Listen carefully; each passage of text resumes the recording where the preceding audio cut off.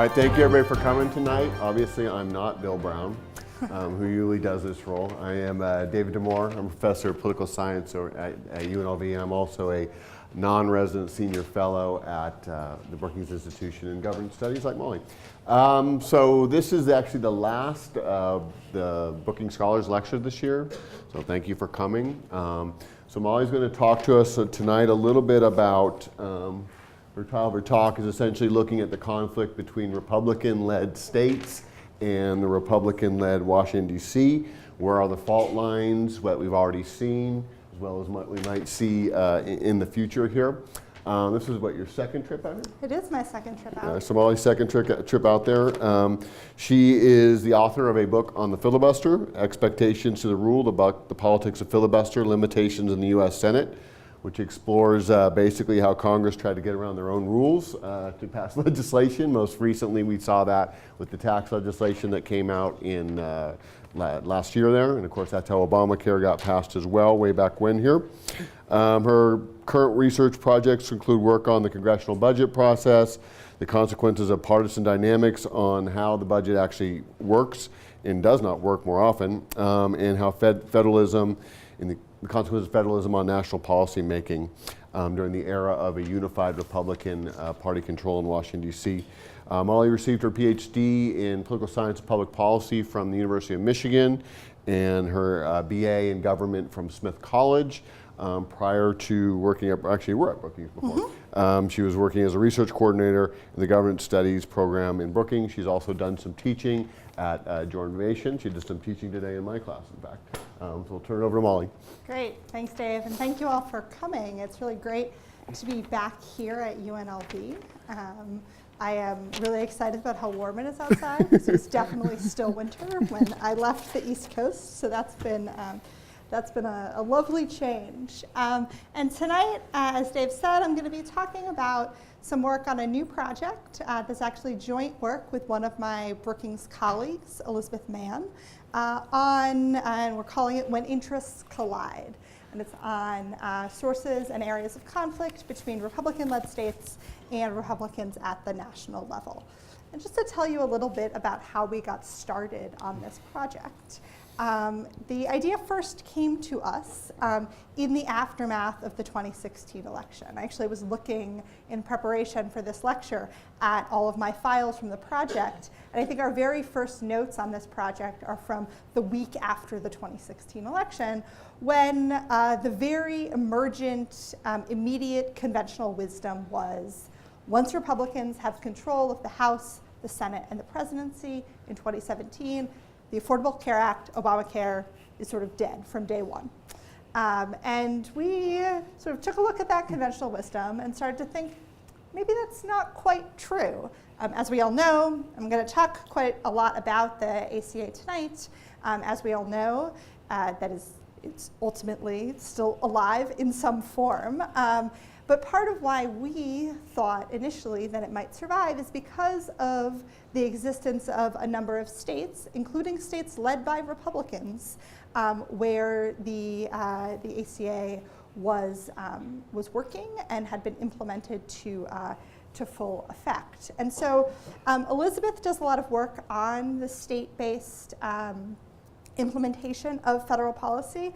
I do a lot of work on Congress, so this seems like a natural place for us to work together. So to start us off, I'm going to walk us through 4 events from 2017. Many of them, if not all of them, will be familiar to you because they all involve your governor, Brian Sandoval. So the first comes from January of 2017.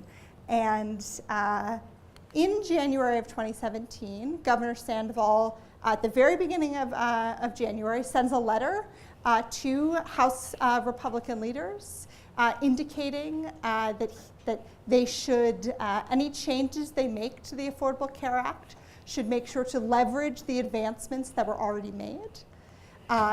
Later in the month, he joins, so Governor Sandoval is the vice chair of the National Governors Association. He joins the other governors in sending another letter that is more specifically about Medicaid and asks that if Congress is considering changes to Medicaid, it need to continue to have a big federal role and to take advantage of the Medicaid expansion that had happened under the Affordable Care Act. So we see very immediately some pushback from Republican governors against repealing the ACA. Republicans in Congress, on the other hand, go full speed ahead, setting up, this is a picture from a vote in the Senate in January of 2017, to sort of set forth the framework to be able to repeal the ACA under filibuster-proof procedures. So first example of Republican governors going one way, Republicans in Congress going the other. Let's fast forward to June. At this point, the House, after a couple false starts, has successfully passed a bill repealing the ACA. Governor Sandoval joins 6 other governors to, again, send a letter, this time about the bill that the House has actually passed. Again, focusing largely on the Medicaid provisions, says the Medicaid provisions are particularly problematic. He also has this relatively notorious press conference with Senator Heller, who, given the lighting here, is sort of in the shadows over there, which seems sort of appropriate. But it's this press conference where Governor Sandoval and Senator Heller indicate that the approach that the House is taking is unacceptable. Republicans in Congress, again at this point in the Senate, continue to go full speed ahead. There was a thought for a while that the Senate might take a different tack than the House. They ultimately introduce a bill in the Senate that looks quite a lot like the House bill. President Trump had called that House bill mean in June. The Senate chooses to take a very similar approach despite hearing this pushback from governors. So in July, we see, again, Governor Sandoval joined this time 9 other governors to oppose the emerging Senate proposal on the ACA. So this letter, which is to the Senate leaders, Mitch McConnell and Chuck Schumer, not only indicates their displeasure with the Medicaid provisions, but it also specifically says that the Senate should reject this skinny repeal proposal, which, if you were watching the debate, was this idea that the Senate would do kind of the bare minimum merely for legislative momentum purposes. The Senate would just pass something so that this process could continue. The Senate, again, disregards this position from the governors, tries to pass this skinny repeal bill. This is a picture of John McCain just before he gives his thumbs down to vote no.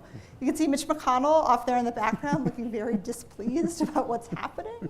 But again, this is sort of the third example of where there is pressure from governors to go in one direction and Congress at least tries to go in the other. And then I'm going to end this kind of lead up with something that happened in September, which is that, so Congress goes on recess in August, they all go home. At the beginning of recess, they all seem sort of resigned to the idea that they're done working on this. They start to hear from constituents, particularly well-placed Republican constituents, that no, they really need to take one more crack at trying to repeal the ACA in 2017. At the beginning of September, there's a kind of key, wonky, but important event where basically the Senate parliamentarian, whose job is to provide guidance to the senators on what the rules say, basically says, all right, senators, if you want this chance to repeal the ACA under these procedures that protect the bill from a filibuster, you have to finish it by the end of September. If you don't finish it by the end of September, and you want to do another bill that is exempt from a filibuster after the 1st of October, you only get one shot. And you want to use that shot for a tax bill, so you've got to make a choice. Either hurry up and do a health care bill now, or try to do health care and a tax bill together after October 1st. There was no real sense that that part of the plan would work. So that really kind of lit a fire under Republicans for one last shot at doing this. This is, again, a letter from Governor Sandoval and 9 other governors. indicating that they opposed the plan that was emerging for this last-ditch effort. It's a proposal that I'll refer to as the Graham-Cassidy proposal. Alternatively, Graham, Cassidy, Heller, and Johnson. Those were the 4 Republican senators who were prominently involved in pushing this. Again, Senate tries quite hard to do the opposite of what these governors are requesting. They ultimately realize they don't have the votes. You can see Bill Cassidy, senator from Louisiana, looking pretty glum on the far side of that picture. September ends, and with it, any real serious legislative effort at repealing the ACA. So these are kind of 4 key moments in the process of this ACA repeal fight from last year. And at all of them, we saw governors wanting one thing, including some Republican governors. Governor Sandoval was not the only one. We also saw prominent activism from Governor Kasich of Ohio, Governor Baker of Massachusetts, Governor Scott of Vermont, and Governor Hogan of Maryland, Republicans all. And they were diverging from their national co-partisans, national Republicans, on this major policy issue.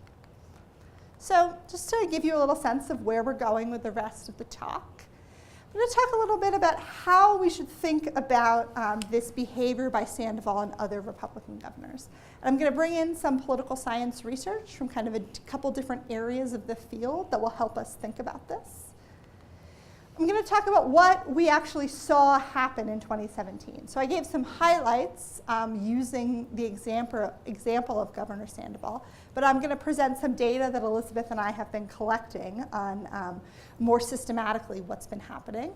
Also going to draw some comparisons to previous health policy debates. In this talk, I'm going to talk mainly about a law that was passed in 1997, creating the Children's Health Insurance Program.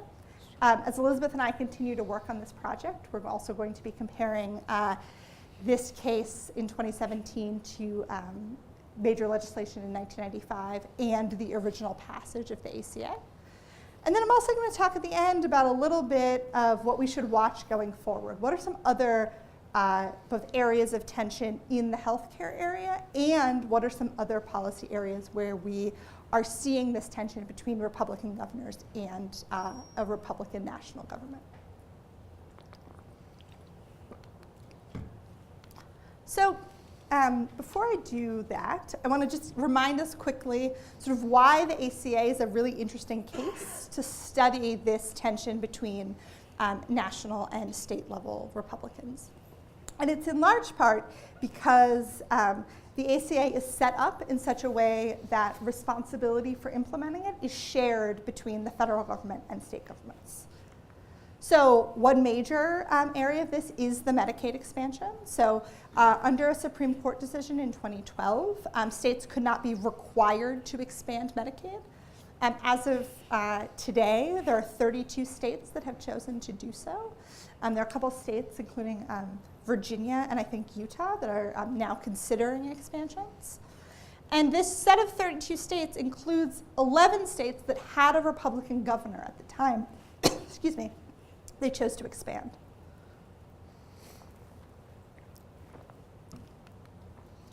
Another area where responsibility is shared between states and the federal government is in the marketplaces. And these are these websites that individuals use to purchase coverage on the individual market and to access the subsidies that they might have available to them from the federal government to do so.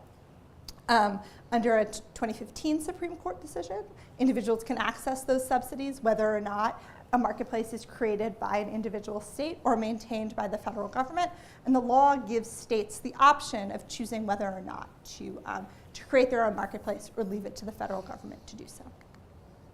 A third way in which responsibility is shared here is through what we call waivers. And basically, waivers are the ability of individual states to apply for permission from the federal government for some flexibility in how they implement the law.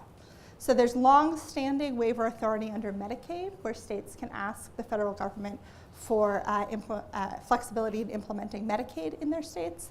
There's also provisions in the ACA that are specific to some of the ACA's state-based provisions, where basically states, if they can justify that they'll cover as many people and that it will cost no more to the federal government, they can access some flexibility. So this is all to say that the ACA provides, because it creates a shared responsibility for implementation between states and the federal government, it provides us with an interesting way to study this dynamic. So one possibility is that the same set of things that predicted how individual states implemented the ACA in the first place will be the things that predict whether we see Republican tension between governors and the federal government. So the first thing we know about how states chose to implement the ACA is that it's largely a partisan story. So the biggest predictor of whether a state was going to oppose particularly expanding Medicaid was whether the state's governor was a Republican and whether Republicans controlled the legislature. This partisan story also helps explain how fast states went. So Democratic-led states that chose to expand Medicaid generally went faster than Republican-led states. And this is important, but it doesn't really help us understand why we saw some governors, like Governor Sandoval, choose to push back against the feds in 2017, because this would suggest that they would have simply gone along with what the federal level Republicans were doing. So there are other things, though, that mattered, and these might help us understand better what some of the source of this tension was. So one thing that seemed to matter quite a bit for predicting whether a state was going to expand Medicaid in particular was how strong was organized business support in the state for the decision to expand. The presence of pro-expansion healthcare providers was also a driver, and states that had existing higher levels of Medicaid benefits also tended to move faster in expanding.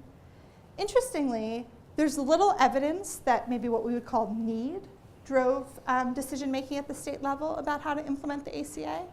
So there's not a lot of evidence that states with higher uninsured populations, or where there were more high-need hospitals, or states with lower per capita incomes, they didn't seem to expand Medicaid or be more aggressive in implementing the ACA.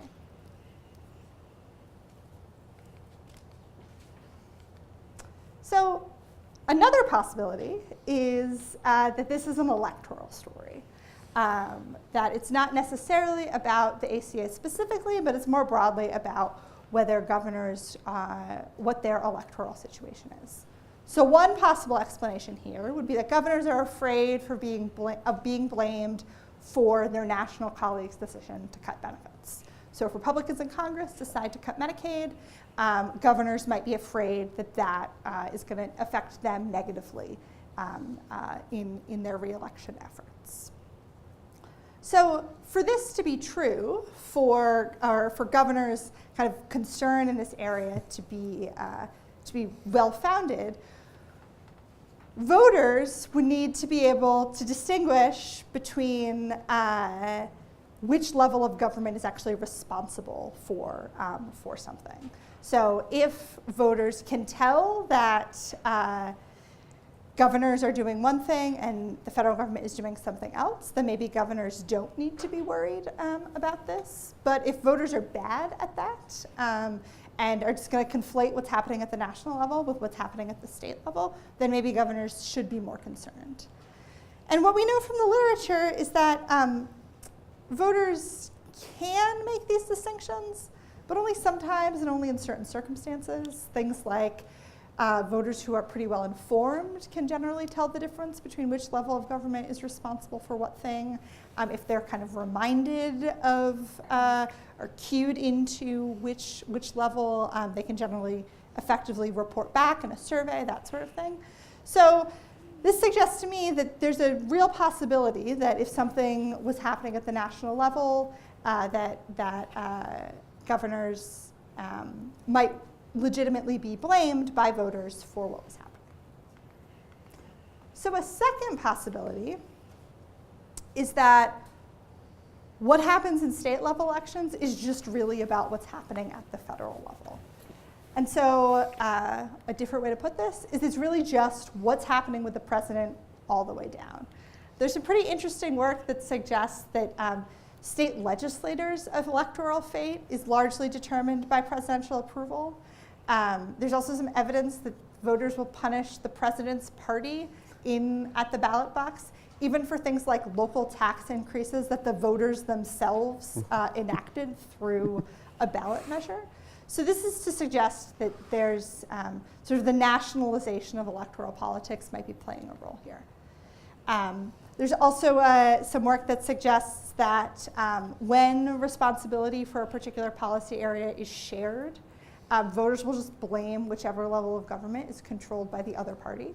So if you are a Republican in a Republican-controlled state and there's a Democratic president and there's a policy area where they share responsibility, you're just going to blame the Democrats and the Democratic president for what's happening, not your own party members. And so this could really cut both ways for governors in 2017. On one hand, if Republican governors think that Republican voters will like that national level Republicans were fulfilling this long-held Republican campaign promise, they might reward governors for a repeal of the ACA in this setup. But if voters don't like the repeal of the ACA, then they might just choose to punish governors anyway because they're unhappy with what the federal level office holders are doing. So the last thing I want to touch on before I show you some data is what do we know about the ACA and political behavior specifically? So there's some good work that suggests, on one hand, that Medicaid beneficiaries are significantly less likely to register, to vote, to take other kinds of political action.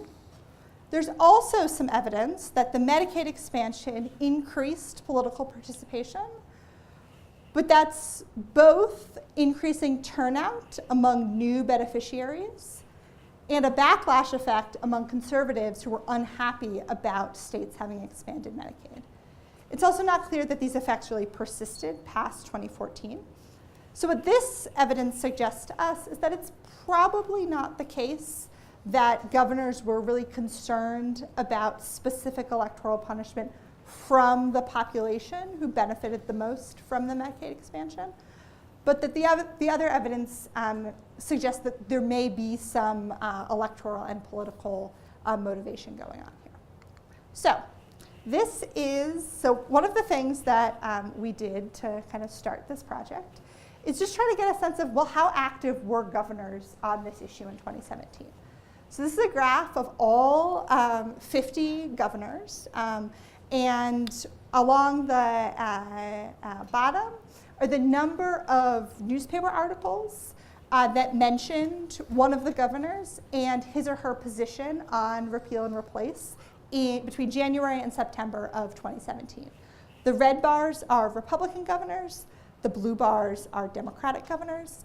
Alaska has an independent governor. That's the green bar. There are roughly 900 newspaper articles that we looked at in this analysis. And you'll see, first of all, that there's lots of variation.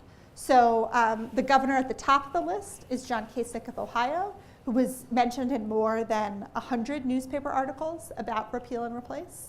The governor of Hawaii was mentioned 0 times. Don't have a great explanation for that, but we see a lot of variation here. We also see, for example, that 6 of the top 10 most frequently mentioned governors were Republicans. And this is a mix of people who supported repeal and who opposed repeal. So number 1 and 2 are Governors Kasich and Sandoval, who are both repeal opponents. Governor Baker of Massachusetts is number 3. Number 4 is Governor Doug Ducey of Arizona, who was a prominent repeal supporter. We also see in the top 10 Governor Hutchinson of Arkansas, who was a repeal supporter, and Governor LePage of Maine, who was a repeal supporter. So This is interesting data to look at. It really gives us a sense of how much variation there was among governors across both parties in this debate. But what can it tell us about whether these electoral incentives seem to matter? So I want to focus here on the 17 Republican governors in 2017 who led states that expanded Medicaid. So within this group of 17, there were 5 governors who were term limited and can't run again.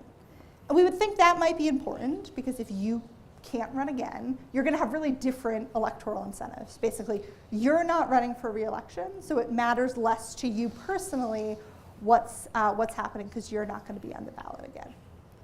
There were 7 governors in this group who were running for re-election in 2018. So these are the governors who we think might be most sensitive to any electoral incentives. And then there are 5 governors in this group who aren't running in 2018, either because their state doesn't have a gubernatorial election in 2018 or because they had simply chosen not to run. So the most active group here were the term limited governors. So these 5 governors who were term limited and couldn't run again, they averaged about 40 mentions. A lot of that is driven by Sandoval and Kasich, both of whom are term limited, and we're at the very top of that graph that I showed. The second most active group were these governors who were running for re-election, who we thought might be most sensitive to electoral incentives. So this includes proponents of repeal, like Ducey and Hutchinson. Ducey notably was a proponent of repeal and tried to persuade John McCain to also be a proponent of repeal.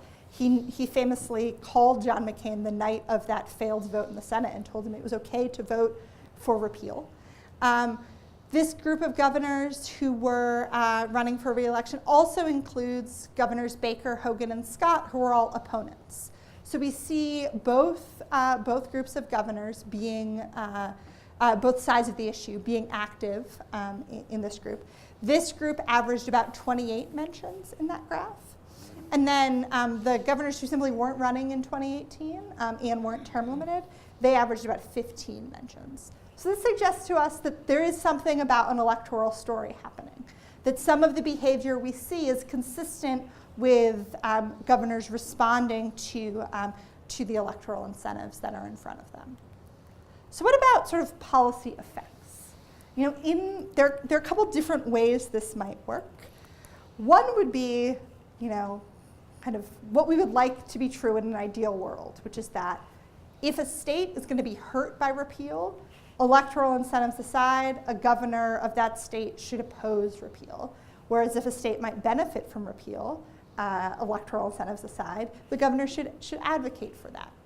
Another possibility is that states that were going to be really hurt by repeal, that they might have particularly active interest group coalitions that would be pushing the governor to oppose repeal. If you think back to when I talked about some of the work that looks at why the ACA was implemented in the way it was in the first place, one big factor there was whether sort of hospitals and other business groups were really pushing for expansion.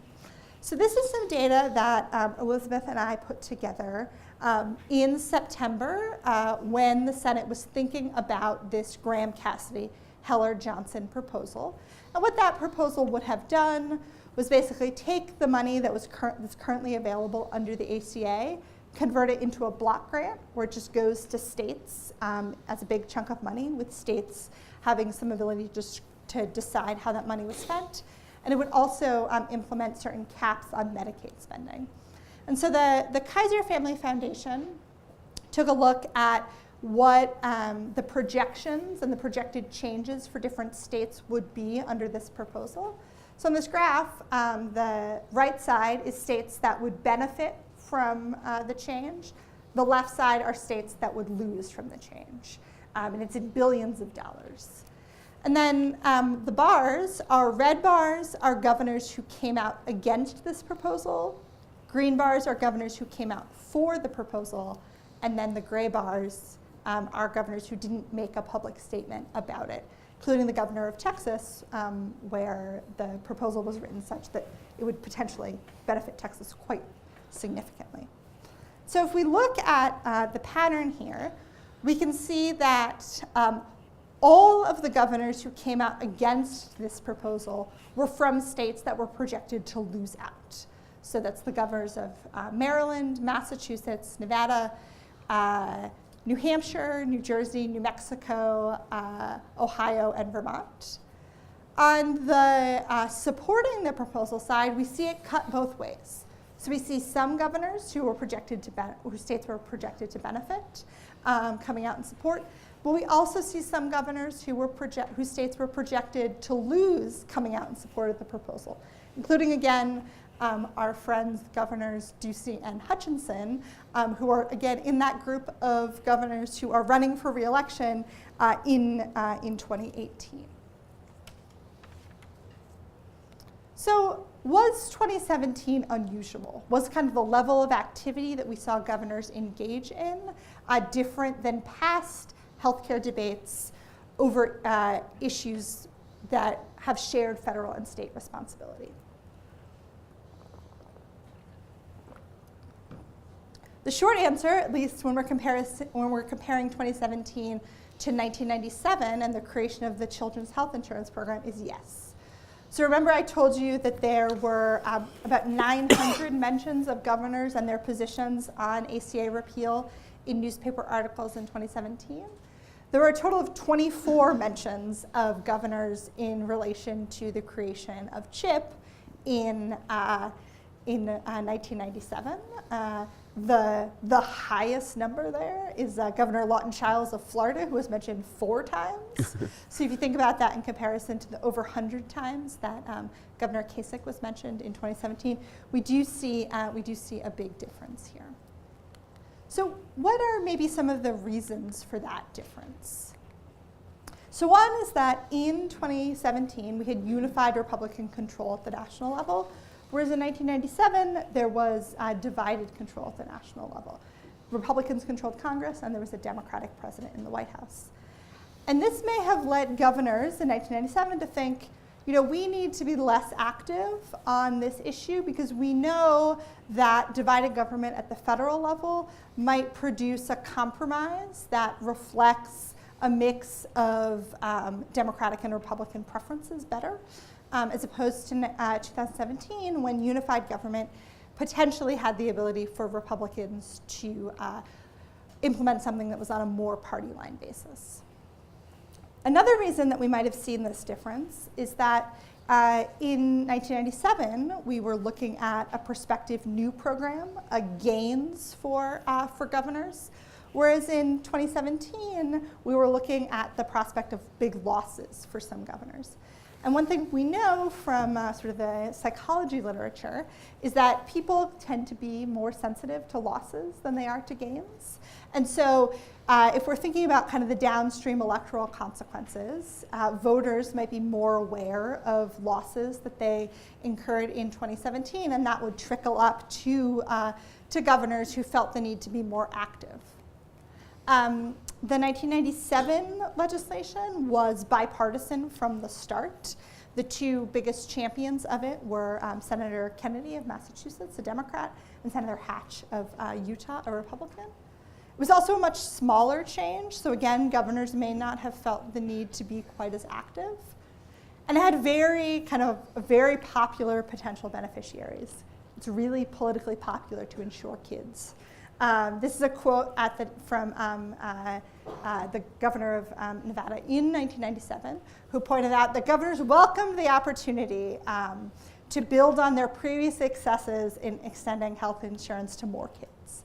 So one of the things that we're going to be working on in this project is continuing to explore some of these explanations for what makes some of these cases different than others. So just to sort of conclude, and then I'll talk a little bit about what we should watch going forward.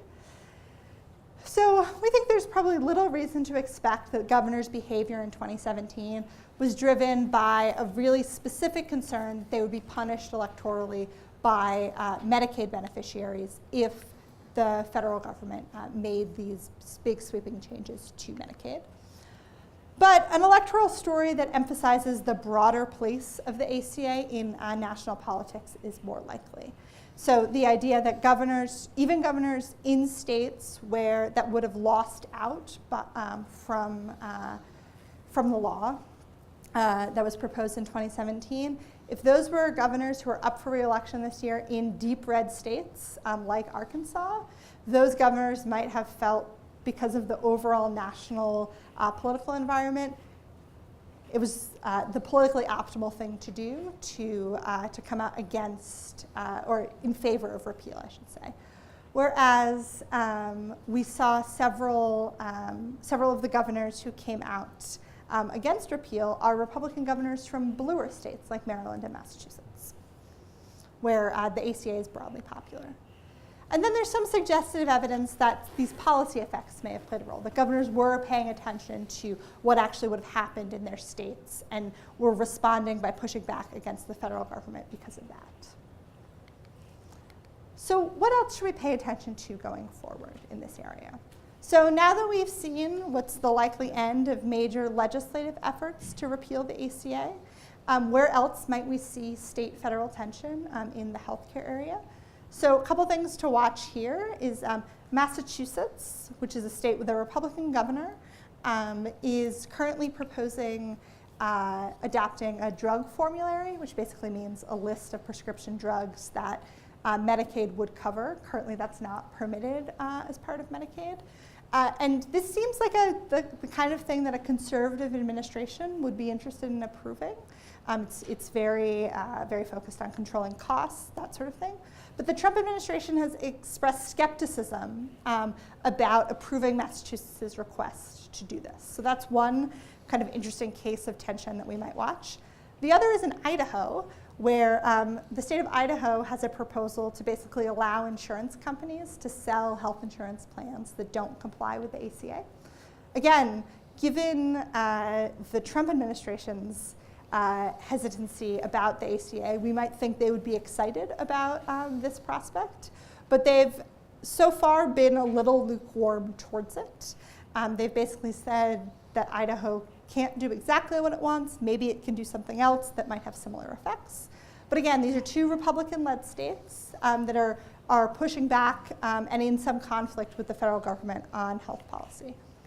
What are some other policy areas that we might watch here? So one that Elizabeth and I have written a little bit about that we're paying attention to is education.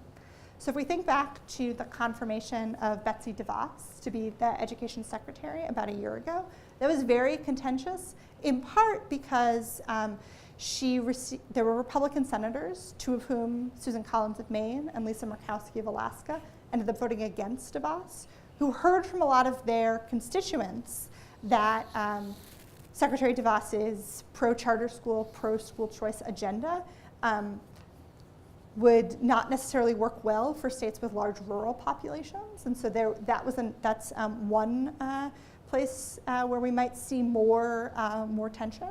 And then lastly is some interesting environmental policy areas. So we saw, I think earlier this year, the Trump administration propose to expand offshore drilling. And immediately, the state of Florida said, we don't want this. Again, it's Florida, led by Republican Governor Rick Scott. And then the Trump administration changed its proposal to exempt Florida from the expansion. So again, lots of interesting places to watch as Republican-led states either go along with or push back against what the federal government is up to. So I will stop there, and I'm happy to take questions. Thank you, Molly. Questions for Molly? Yeah. Was there significant supernational reaction to the repeal of the individual mandate at all? So in December, when so as part of the tax bill that was passed in December, Republicans were successful at repealing the individual mandate. We haven't collected the newspaper data, but from just kind of paying attention to this, I don't think there was nearly as much, and there are a couple of reasons for that. Number one, the individual mandate doesn't necessarily have effects that differ a lot across states because everyone was subject to it. So it's not the case that because you live in Nevada, which has expanded Medicaid, versus living in a state that hasn't, you're going to feel really different effects of the policy. The other reason is because the individual mandate was far and away the least popular part of the Affordable Care Act. People hate being told they have to do things like buy insurance. And so even as other parts of the law grew in popularity in the face of Republican efforts to repeal it last year, so we saw things like the protections for pre-existing conditions become more popular and that sort of thing. Support for the individual mandate never really got more popular. And so even for governors who are generally in favor of keeping the Medicaid expansion and other parts of the ACA, it would be a pretty hard political lift to come out in favor of the least popular part of the law. Yeah? What was the impact of the Freedom Coalition in Congress and their impact on the states where they were present? It's a good question. And one thing that we did a little bit of work on and never really came to a clear explanation of was, so there were Freedom Caucus members from a number of states who were pushing for this amendment that is ultimately part of what got the bill across the finish line in the House that would provide state-based flexibility. And in that case, we saw some House members who weren't part of the Freedom Caucus align with the Freedom Caucus, despite the fact that it would be quite unpopular in their states. So I think at the end of the day, a big part of this story is just that this was a major Republican policy promise that folks in Congress really felt like they had to follow through on, and they were willing to do, in some cases, kind of whatever it took legislatively to try and get across the finish line.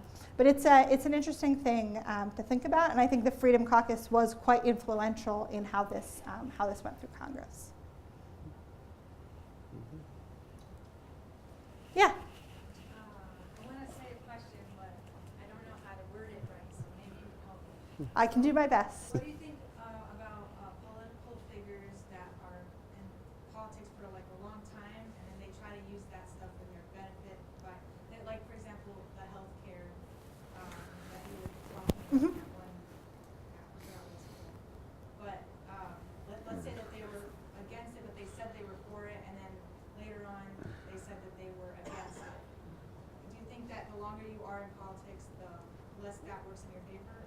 So I certainly think the longer one's political career lasts, the more likely it is you're going to find yourself in situations that pressure you to take one position versus a different position. Yeah, like Hillary Clinton. Yeah. So I mean, this was quite famously happened to John Kerry in the 2004 presidential election. He was for it, and then he was against it, and he was accused of flip-flopping. So I think just the longer you have a political career, the more likely that is to come up. And then the question of, well, does it matter, is really going to depend on your particular electoral situation at a given time. So it'll be really interesting, for instance, to watch whether Senator Heller's going from being against repeal to being pretty aggressively pro-repeal over the span of just a couple of months in 2017, whether that has any implications for his ability to win re-election here in Nevada this year. And I don't know. You all are more Nevada political experts than I am, but that'll be, I think, an interesting thing to watch. Thanks. Yeah, you're welcome. Good question. Yeah. So right now, the federal government's still paying a big chunk of the Medicaid expansion. Do you think these attitudes are going to change as the states are required to pick up more of the tab? I think that's potentially true. One of the things that was really interesting to watch governors take a position on, and senators from states, Republican senators from states that had expanded Medicaid, was during the debate over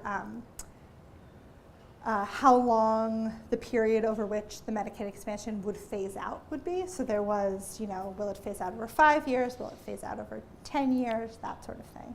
And I do think it's possible that as states become more responsible for covering more of the Medicaid expansion, it will become less popular. But at the same time, I think many people regard the Medicaid expansion as the most successful part of the law.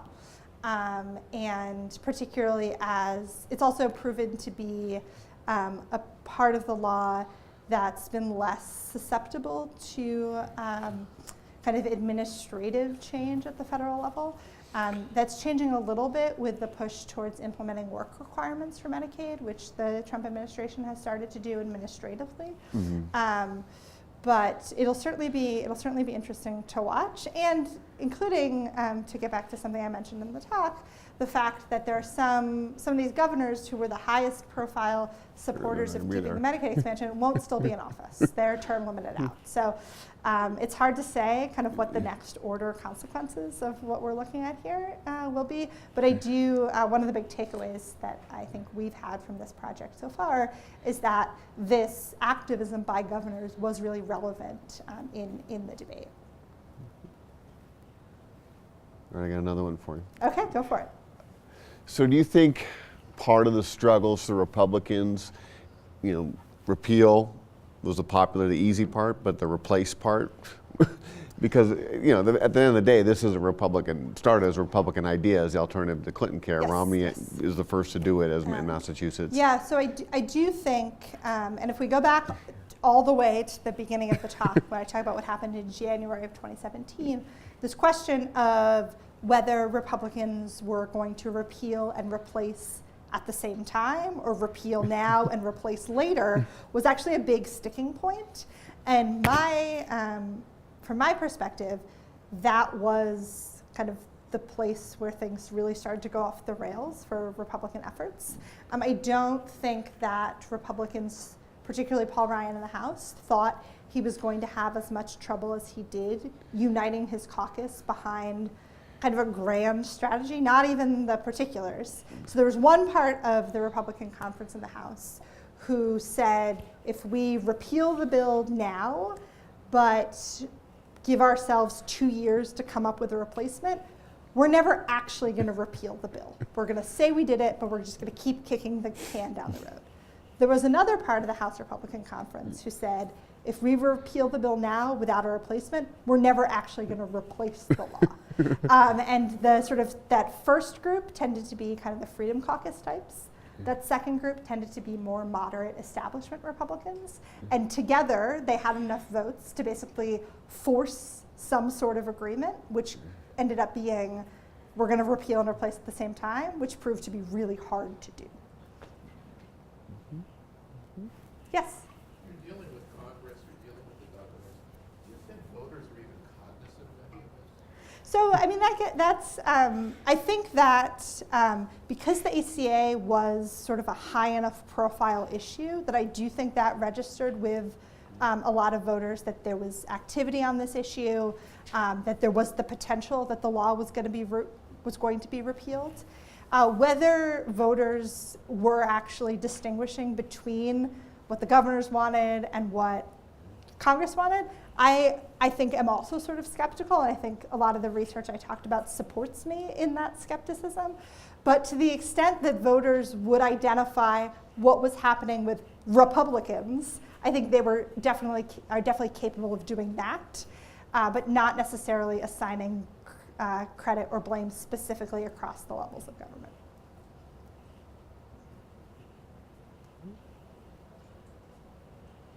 Any other questions for Molly? All right, we can all get home and get the hockey game starts in 10 minutes. Yeah. Thank you. Thank you.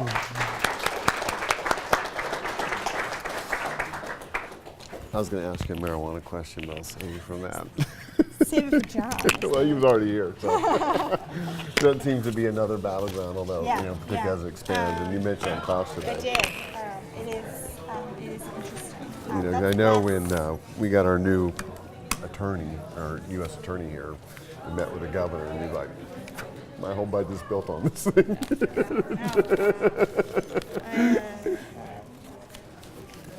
When I recently did the Federalism Week in the class I'm teaching at George Mason, and we talked about marijuana and the huge banking challenges. Very good. Enjoyable. Yeah, that's the Thank big you. one. I actually have an extremely jaundiced view